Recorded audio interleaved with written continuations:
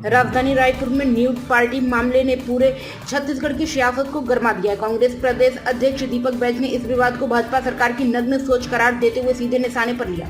बैज ने आरोप लगाया कि भाजपा सरकार के संरक्षण में ही ऐसे अराजक तत्व बेलगाम हो रहे हैं। उन्होंने कहा, बिना सरकार के शह के इस तरह की आपत्तिजनक घटनाएं संभव ही नहीं है। यह छत्तीसगढ़ की संस्कृति को बिगाड़ने की एक साजिश है। राज्यपाल राज्य में गलत परंपरा शुरू करने का काम चल रहा है। प्रदेश कांग्रेस अध्यक्ष ने धान खरीदी उप समिति की बैठक के फैसलों पर भी सवाल उठाए।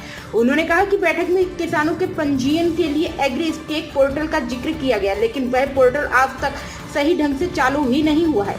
बैज ने ग्रामीण इलाकों की नेटवर्क समस्या को भी बड़ी चुनौती बताते हुए कहा कि सरकार किसानों के साथ छल कर रही है। शहीद जवानों की शहादत के बीच क्रिकेट आयोजन कर सरकार ने पाकिस्तान के सामने सरेंडर जैसा कदम उठाया। हाल ही में 26 परिवारों का सिंदूर उजड़ा है। शहीद जवानों की शहादत अभी ताजा है और प्रधानमंत्री खुद कहते हैं कि खून और पानी एक साथ नहीं बह सकते।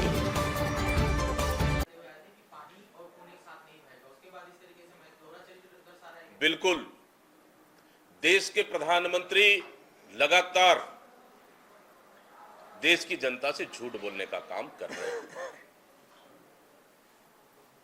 भारत और पाकिस्तान का युद्ध विराम कैसे हुआ, ट्रंप ने क्यों कराया,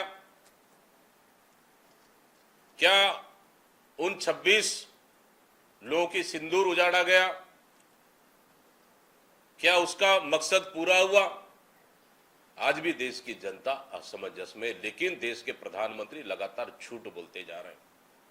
प्रधानमंत्री कहते हैं कि खून और पानी एक साथ नहीं बह सकता, तो फिर गोली और क्रिकेट एक साथ कैसे चल सकता है? सबसे बड़ा सवाल,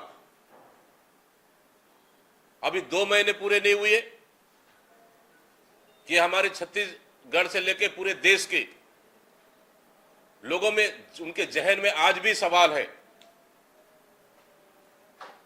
भारत पाकिस्तान के युद्ध को लेकर पूरी देश की जनता केंद्र सरकार के साथ खड़ी थी, फिर सरकार क्यों पीठ दिखाकर भाग गई? ये सबसे बड़ा सवाल। और उस परिस्थिति में आज भी खून ठंडा नहीं हुआ है, आज भी उन माता बहनों को न्याय नहीं मिला है। फिर भारत और पाकिस्तान की मैच कराने की क्या आवश्यकता थी? किस कारण कराया जा रहा है? इसका मैच कराने का रीजन क्या है? क्या सरकार सरेंडर हो चुकी है? सबसे बड़ा सवाल।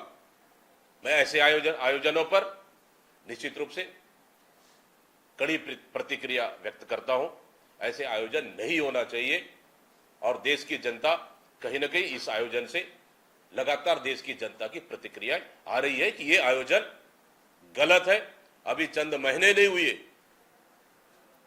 युद्ध ऑपरेशन सिंदूर को लेकर, लेकिन इस तरह के आयोजन बिल्कुल भी स्वीकार्य नहीं है।